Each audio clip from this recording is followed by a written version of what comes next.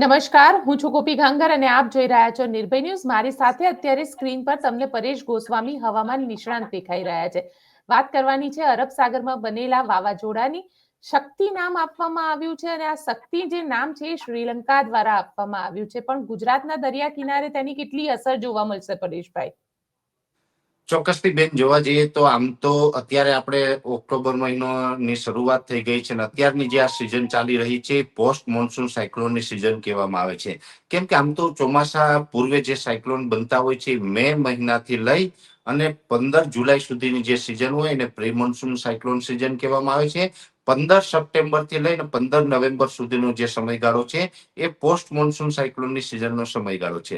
એટલે અત્યારે સ્વાભાવિક રીતે પોસ્ટ મોન્સૂન સાયક્લોનની સિઝન ચાલી રહી છે અને થોડા દિવસ પહેલા એટલે કે 28 સપ્ટેમ્બર થી લઈને 2 ઓક્ટોબર વચ્ચે જે એક વરસાદની સિસ્ટમ આવી હતી, જે સિસ્ટમ બંગાળની ખાડી તરફમાં થઈને આવી હતી અને એ સિસ્ટમ છે એને કારણે ગુજરાતમાં 28 થી 2 તારીખ દરમિયાન ખૂબ સારા એવા વરસાદ પણ જોવા મળ્યા છે અને એ સિસ્ટમ છે સૌરાષ્ટ્ર ઉપર થઈ અને પશ્ચિમ સૌરાષ્ટ્રના દ્વારકા થઈ અને ત્યાંથી અરબ સાગરમાં પશ્ચિમ દિશામાં આગળ વધતી હતી. પણ એ સિસ્ટમને ઊંચું તાપમાન મળ્યું એટલે એ સિસ્ટમ થોડીક વધુ મજબૂત બની. સ્વાભાવિક રીતે અત્યારે દરિયાઈ તાપમાન છે બેન ઊંચું હોય છે અને જ્યારે પણ કોઈ દરિયાની અંદર વરસાદી સિસ્ટમ હોય એને 28 ડિગ્રી કરતા ઊંચું તાપમાન મળે ત્યારે એને સાયક્લોન બનવાની શક્યતાઓ વધી જતી હોય છે. કેમ કે કોઈ પણ વરસાદી સિસ્ટમ હોય છે એ એન્ટી ક્લોક રાઉન્ડમાં ફરતી હોય છે. એ હવાનો ચક્રાવો છે ઘડિયાળની વિરુદ્ધ દિશામાં ફરતો હોય છે, જેને કારણે એક હળવું દબાણ સર્જાતું હોય છે.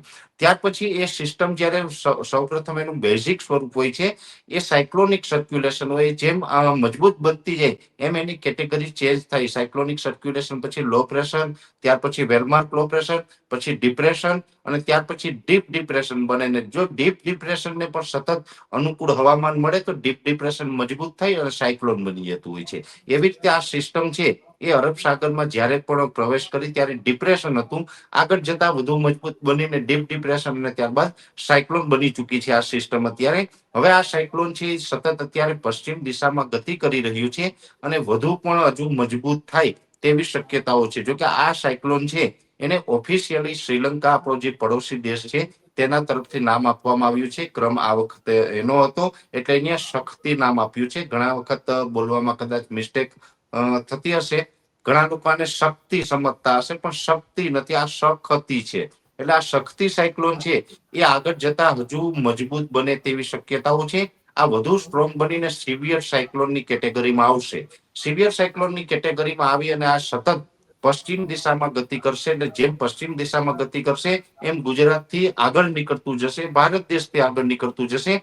પણ એ ઓમાનથી લગભગ 300 કિલોમીટર દૂર રહેશે.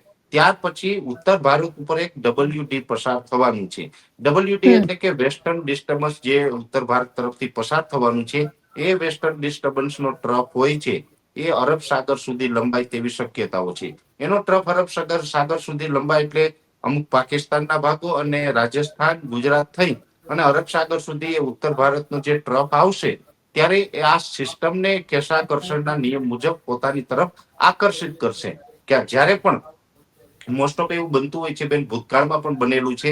લગભગ મને યાદ છે ત્યાં સુધી 2019 ની અંદર હિકા નામનું જે સાયક્લોન હતું એમાં સેમ આ ઘટના બની હતી કે સાયક્લોન ગુજરાત ઉપરથી ઓમાન તરફ જતું હતું, પણ જ્યારે ગુજરાત તરફ ટ્રફ બન્યો ત્યારે ટ્રફે સાયક્લોનને ફરીથી પોતાની તરફ ખેંચ્યું અને એ જ ટ્રેક ઉપર આ ચાલવાનું છે. 5 ઓક્ટોબરના રોજ આ સાયક્લોન ઓમાનથી 300 કિલોમીટર દૂર હશે ત્યારે પશ્ચિમ દક્ષિણ તરફ આનો એક ટર્ન લાગશે.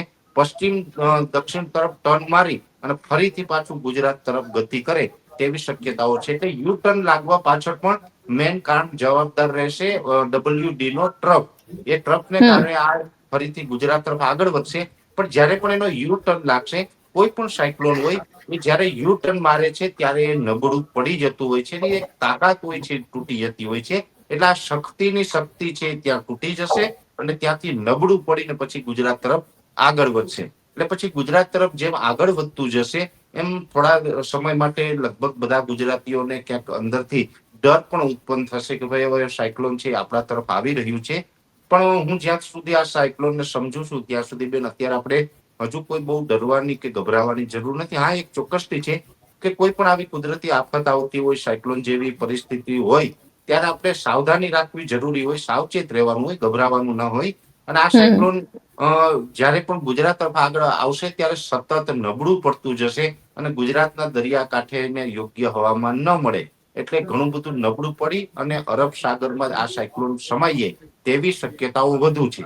પણ સાયક્લોન ગુજરાતના કાંઠા સુધી આવી જાય ત્યારે લગભગ સર્ક્યુલેશનના સ્વરૂપમાં આવે અથવા ડિપ્રેશનના સ્વરૂપમાં આવશે. એને કારણે 7, 8 અને 9 ઓક્ટોબર આ 3 દિવસ એવા છે કે આ 3 દિવસ દરમિયાન રાજ્યની અંદર વરસાદ પડી શકે અને એ વરસાદ પણ કચ્છના દરિયાઈ કાંઠાના તમામ તાલુકાઓ અને સૌરાષ્ટ્રના દરિયાઈ કાંઠાના જે જિલ્લાઓ છે તેમાં થોડીક વધુ તીવ્રતા રહે. બીજા વિસ્તારની અંદર સામાન્ય વરસાદ પડે, અમુક જગ્યાએ ઝાપટા પડે એવી શક્યતાઓ છે. એટલે આ સાયક્લોનને કારણે વરસાદ ચોક્કસથી ગુજરાતમાં જોવા મળશે. એ પણ 7, 8 અને 9 તારીખ દરમિયાન. પણ આ સાયક્લોન છે ગુજરાત ઉપર લેન્ડફોલ કરે અને કોઈ પવન સાથે કે 100 કે 125 ની ઝડપે કે એવી રીતે કોઈ લેન્ડફોલ કરે તેવી શક્યતાઓ હાલ કોઈ દેખાતી નથી. તેવી શક્યતાઓ ખૂબ ઓછી છે અને ભગવાનની કૃપાથી આવું નથી થવાનું એટલે એ આપણા માટે ખૂબ સારી બાબત છે. પણ વરસાદ માટે દરેક મિત્રોએ તૈયારી રાખવી પડશે. જોકે અત્યારે આ સાયક્લોન જે પ્રમાણે સ્ટ્રોંગ થયું છે, અત્યારે આ સાયક્લોનની અંદર નોર્મલ પવનની જે ઝડપ છે એ 100 કિલોમીટર પ્રતિ કલાક છે અને આના ગસ્ટિંગ હોય છે 120 થી લઈને 140 કિલોમીટર પ્રતિ કલાકની ઝડપે નોંધાઈ રહ્યા છે. અને આગળ જતા આ સિવિયર સાયક્લોન બનશે તો હજુ પણ પવનની ઝડપ 100 કિલોમીટર છે તે વધી અને 130 કિલોમીટર પ્રતિ કલાક થાય અને ગસ્ટિંગ છે 150 થી 160 કિલોમીટર થાય તેવી શક્યતાઓ છે. પણ આ જે પવનની ગતિ અને જે ગસ્ટિંગ છે એ દરિયાઈ ભાગોની અંદર વધુ રહેવાનું છે. જમીની ભાગો ઉપર એની અસર ન થાય તેવી શક્યતાઓ છે. એટલે ખાસ દરિયાની અંદર આવડું તોફાન હોય એટલે પહેલા તો બેન હું આપના માધ્યમથી દરેક માછીમાર ભાઈઓને પણ અહીંયા સૂચના આપું છું, એક વિનંતી કરું છું કે હાલ દરિયો ન ખેડવો. અરબ સાગર છે એ સંપૂર્ણપણે અત્યારે તોફાની રહેવાનો છે. અરબ સાગરમાં ખતરો છે, ઊંચા મોજા પણ ઉછળવાની સંભાવનાઓ છે. દરિયાની અંદર વાવાઝોડાને કારણે ખૂબ મોટો કરંટ છે. એટલે હાલ આપણે લગભગ 10 ઓક્ટોબર સુધી દરિયામાં ન જવું એ જ માછીમાર ભાઈઓના હિતમાં રહેશે બેન. પણ સાથે પરેશભાઈ તમારી પાસેથી એ પણ સમજવું છે કે સૌરાષ્ટ્ર અને કચ્છના જે વિસ્તાર છે તમે કીધું એમાં ત્યાં આગળ આપણને હવાની ગતિ કેટલી જોવા મળી શકે અને એ વિસ્તારની અંદર ભારે વરસાદ, અતિવૃષ્ટિ જેવી પણ સિચ્યુએશન ઊભી થઈ શકે?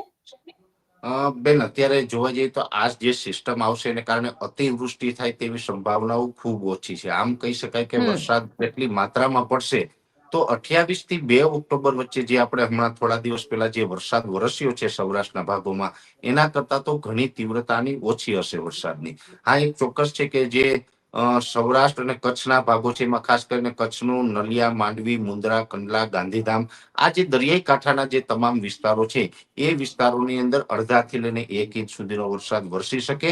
એ પણ 7 અને 8 તારીખે. 9 તારીખે ઘણું બધું હળવું પડી જશે. એવી જ રીતે સૌરાષ્ટ્રના દ્વારકા, જામનગર, પોરબંદર, ગીર સોમનાથ, જુનાગઢ અને અમરેલીના અમુક દરિયાઈ કાંઠાના ભાગો છે એ વિસ્તારોમાં લગભગ 1 થી લઈને 1.5 ઇંચ, 1-2 સેન્ટીમીટર અંદર 2 ઇંચ સુધીનો વરસાદ વરસી શકે છે. અને આ વિસ્તારમાં એટલે કે સૌરાષ્ટ્રના દરિયાઈ કાંઠામાં પણ 7 અને 8 તારીખે તીવ્રતા વધારે જોવા મળશે. આ જે 1 થી 1.5 ઇંચ સુધીની જે વાત છે એ 7 અને 8 તારીખ દરમિયાન વરસી જાય. 9 તારીખથી પછી સામાન્ય ઝાપટા પડે તેવું અનુમાન છે. આમ તો સુરેન્દ્રનગર, મોરબી સુધી પણ એની અસર થઈ શકે પણ ત્યાં એકદમ હળવા સામાન્ય ઝાપટાના રૂપમાં અસર થાય. રાજકોટ હોય, ભાવનગર, બોટાદ છે એમાં હળવા સામાન્ય ઝાપટાના રૂપમાં અસર થાય. કોઈ બહુ મોટી અસર નથી થવાની. બીજું કે સૌરાષ્ટ્ર અને દરિયાઈ કાંઠાના વિસ્તારમાં જ્યારે પણ આ વરસાદની શરૂઆત થશે એટલે 7 અને 8 તારીખ દરમિયાન જે પવનની ઝડપ છે બેન, આપનું જે સવાલ છે એ મુજબ પવનની ઝડપ તો નોર્મલી રીતે જે પણ પોસ્ટ મોન્સૂન વરસાદો આવતા હોય છે ત્યારે સ્વાભાવિક રીતે 40 થી 50 કિલોમીટર પ્રતિ કલાક થતી હોય છે. એ જ મુજબ આમાં ગમે ત્યારે પવનની ઝડપ છે એ 40 થી લઈને 50 કિલોમીટર પ્રતિ કલાકની ઝડપ થાય તેવી શક્યતાઓ અમે વધારે માની રહ્યા છે. એટલે 40 થી 50 ની ઝડપે પવન ફૂંકાય તો પણ બેન ઘણું બધું નુકસાન છે એ આપણે જોવા મળતું હોય છે.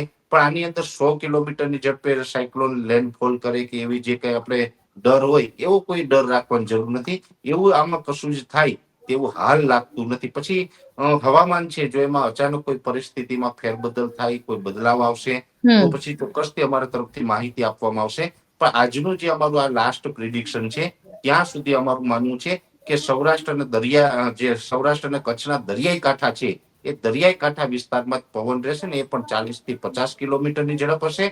અને મેં આપને જણાવ્યું એટલા વિસ્તારની અંદર વરસાદી માહોલ પણ જોવા મળી શકે છે.